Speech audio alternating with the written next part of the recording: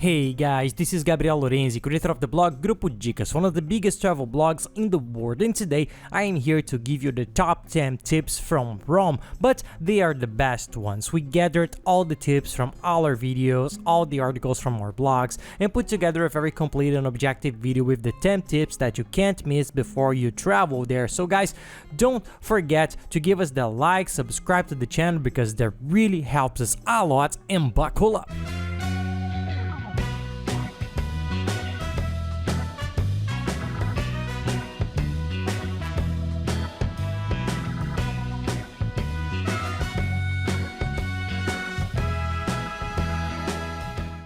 Well, Rome is a sensational city. It's one of our favorite cities in the world. We've been there twice because we really liked it and we wanted to enjoy even more. So your trip will be without a doubt sensational. And Rome has many great tips for you to enjoy it even more because it's very different from other cities in the world. So we listed the top 10 tips, and now without further ado, let's go for the list.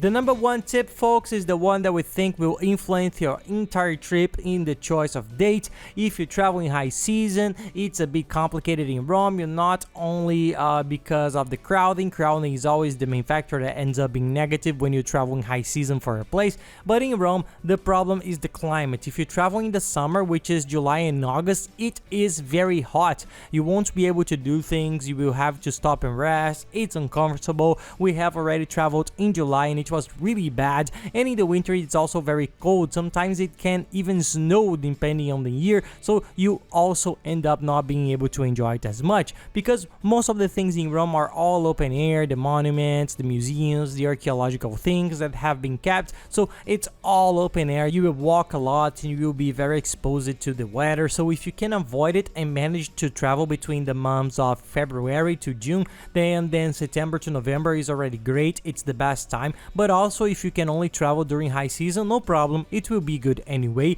We'll give you the tips here that will help you even more. A cool tip that'll help you a lot is to wake up early. We hate waking up early, I especially don't like it, but there it helped a lot because of the time difference. We were able to wake up at 6 in the morning on the first day. We enjoyed the city very much. Things were always emptier in the first hours of the day, and when it was hot, we were able to enjoy the day. When it was cooler, it was not so hot. So if you can wake up early, because you will enjoy better the tourist attractions in Rome that get crowded even. Second tip, one of the most important, is where to stay located in Rome. The good news is that Rome, despite of having a lot of cool tourist stuff to see, it's a very concentrated city. The city is big, but the tourist part is very concentrated, so the sites, the main ones, are very close. If you choose a good location, you will be close to everything. We stayed in a sensational location the second time. We stayed there again because we were very centrally located and could do everything on foot. We were able to see all the sites easily with a 20-30 minute walk, so stay well located, it makes a difference. Our tip, stay close to the Pantheon and Piazza Navona, which is the best possible location. We'll leave here in the description of the video a link. We have put together a personalized map that has the main tourist areas of the city marked off. The more centralized in that area you are, the better visualized there the name Pantheon, that if you stand there in the middle, you will be in the best possible location. This map we created in a search engine that we use, which is the biggest in the world and where we always make our hotel reservation. So enter the date of your trip, visualize it inside the map. If there is a good option, book it, as it's one of the most visited cities in the world. Hotel prices go up a lot as time goes by because the rooms are really sold out, the best hotels, the most located ones. So make your reservation, guarantee it, because most cancellations there are free. So if later on you want to change rooms, change cities, whatever, you cancel your reservation and then make a new one. But it already guarantees that it's a way to save money and get a good location in Rome that will really help you. This is very good for any trip in the world.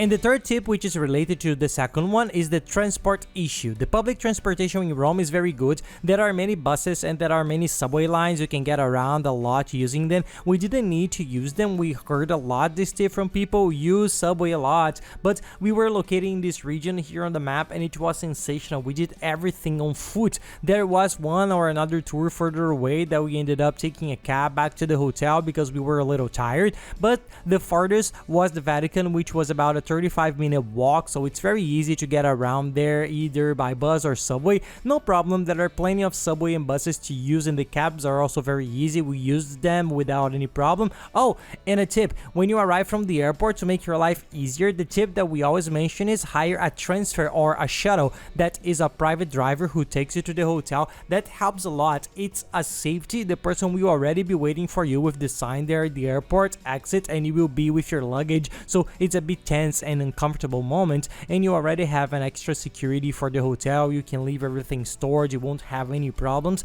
There's a very cool site that sells the tickets and tours, which we'll mention here. We'll leave it in the description of the video. This site for tickets and tours sells the transfer very cheaply. It's very nice, and they are good and reliable companies, so if you go there you can hire one. For us it was the best thing because we arrived calmly at the hotel, there were no problems, and then we started our saga around Rome. And to close the tip about transportation, don't rent a car. We love to rent a car in our trips, we always rent it when necessary, but in Rome there's no need because you do everything on foot, and the traffic there is very chaotic, very confusing. And we live in São Paulo, but there in Rome we found an unusual reality. The people driving there, it's a little negligent. They don't have much respect for the traffic laws, nor do they have many traffic laws, so you don't have to. Our tip is use the car to go around Italy, which is beautiful, Tuscany, then you need the car. What did we do? We stayed 6 days in Rome, and on the last day we rented the car in Rome, and then we went on to Florence and to visit all of Tuscany. That there the car is essential and it's very cheap. Car rental in Italy is one of the cheapest in the world, and there is a price comparator that we use that we got the cheapest price yet, so it's worth it to make this trip. That's beautiful, the roads are beautiful. If you want, I'll leave the link in the description of the video of this comparator. You put the date of your trip, put there to pick up the car in Rome, and it gives you a list with all the options, and it does a searching all the rental companies, so you get the best price guaranteed, and the trip is sensational, very beautiful. And an extra tip to put there along with the transportation tips is the question of the days as well. Rome, at least 5 days. We don't recommend less than that. Of course, if you only have 2 days, it's worth it. Go and see everything quickly. But if you can choose, we think that at least 5. The ideal would be 6, 7 days because there is the Vatican that already takes 1 entire day, and there are many nice options. So try to reserve enough days for Rome. That's completely worthwhile to do.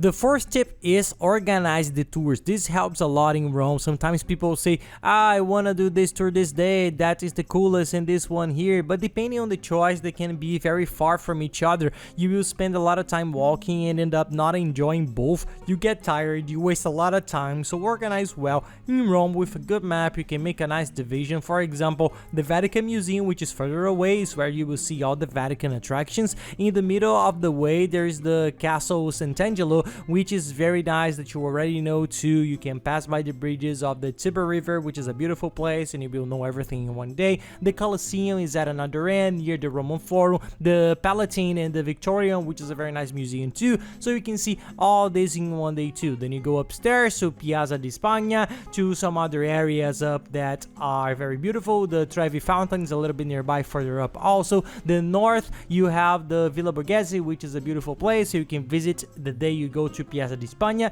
And there in the center, where you will probably be located if you follow our tips, which is near the Pantheon, there is the Pantheon and Piazza Navona, which are beautiful places that you can visit in the same day too. So divide by region and you will optimize your time much more.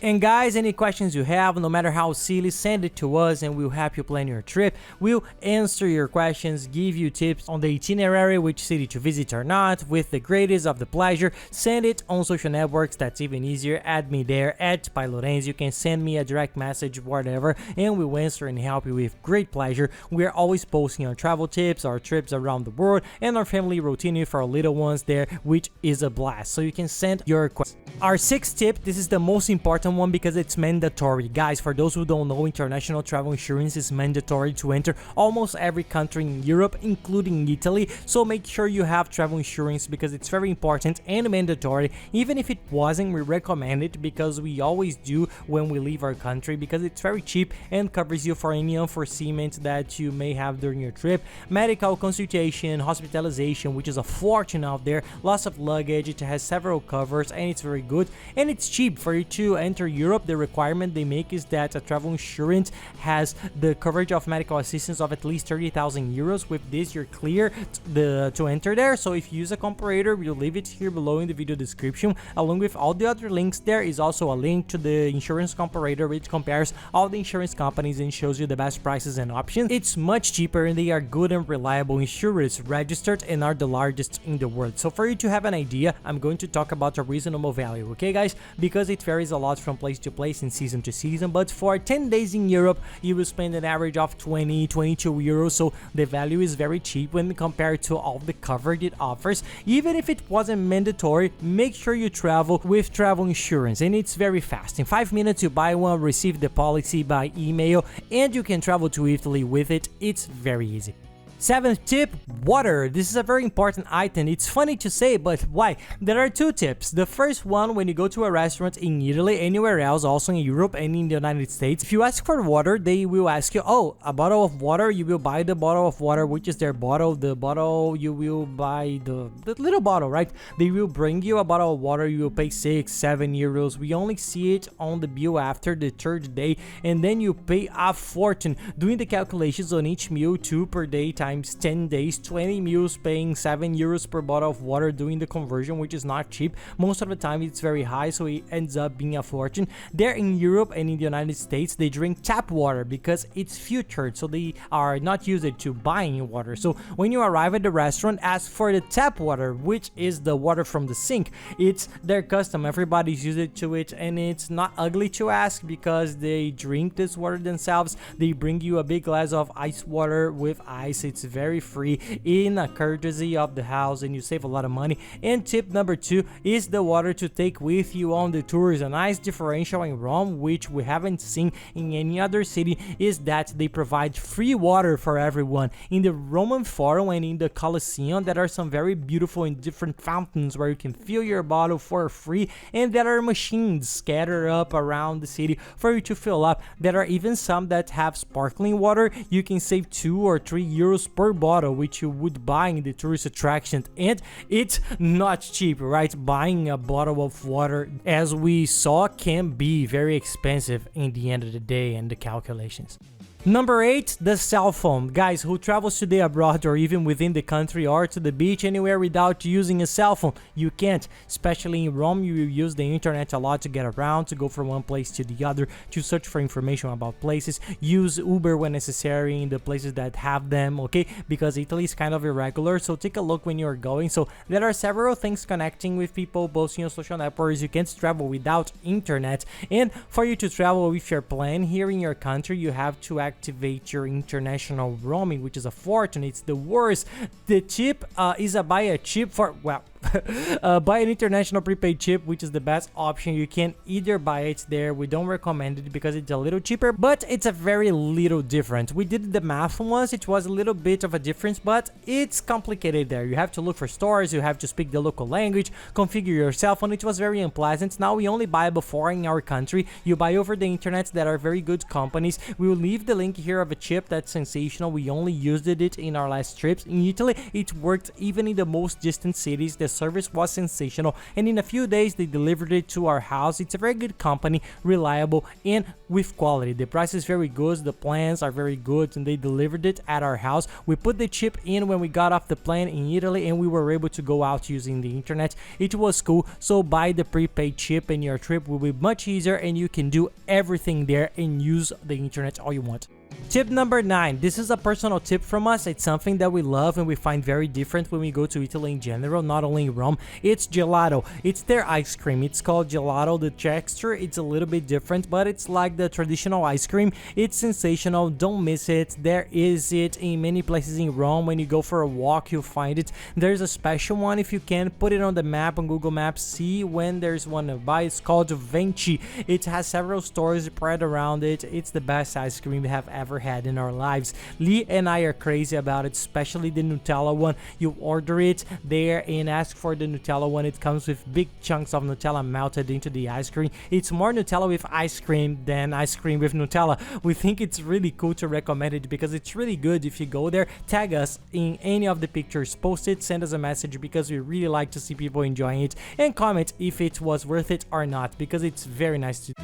And that's it, guys. I hope you liked the video. If you like it, please give us a like and subscribe to the channel, because that really helps us a lot. And comment here below what you think, if you agree or disagree, if you have any cool tips, if you're planning to go there, when you're going. Comment, because we like this interaction. And don't miss the other videos, the one about what to do and the one about where to stay in Rome. They are two sensational videos that you can't miss. I'll leave them here in the playlist below, and another video that's very good, which is the most complete of all, which is how to save a lot on your trip to Italy. It's a very complete video where we teach you step by step how to set up your trip from beginning to the end, with all the important tips and saving a lot on everything. Your trip will be much cheaper. I'll leave this video here below the playlist with all those other videos from Rome and Italy. And that's it, guys. I hope you enjoyed and have nice trips. See you next video. Bye bye.